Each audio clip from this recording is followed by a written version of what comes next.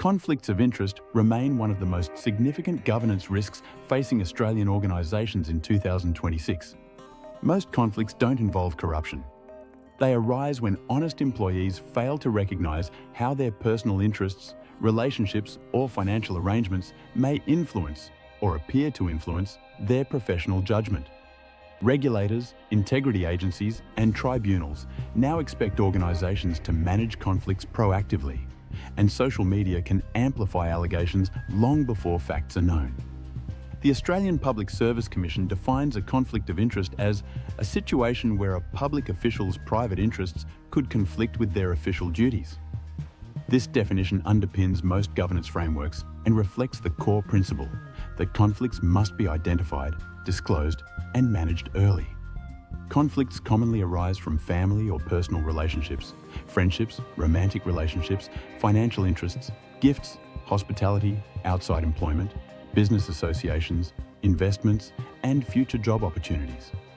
The issue is not whether a conflict exists, it is whether it is disclosed. Governance frameworks recognise three types of conflicts. Actual conflicts occur when private interests directly compete with official duties, such as participating in recruitment involving a relative.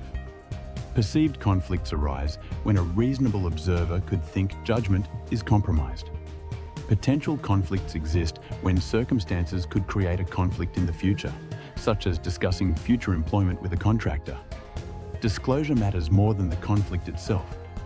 Once disclosed, organisations can implement controls such as recusal, independent review, reassignment, or increased oversight. Hidden conflicts undermine trust and often lead to disciplinary action. The Fair Work Commission in B, C and DV Australia. Post confirmed that conflict of interest policies are lawful and reasonable. In Lawlove Department of Corrective Services, the WARC upheld dismissal for failing to disclose a relationship that compromised integrity. Conflicts frequently arise in procurement, recruitment, and workplace relationships. The Australian National Audit Office continues to identify conflict mismanagement as a major procurement risk. Recruitment panels must disclose relationships to maintain fairness. Workplace relationships within reporting lines require transparency to avoid perceptions of bias. Recent integrity investigations reinforce these lessons. ICACI's Operation Hector 2024 found that undisclosed associations compromised procurement at Inner West Council and Transport for New South. ICACI's 2024 investigation into former Minister Tim Krakanthorpe highlighted the consequences of failing to disclose conflicts, even without corrupt conduct findings.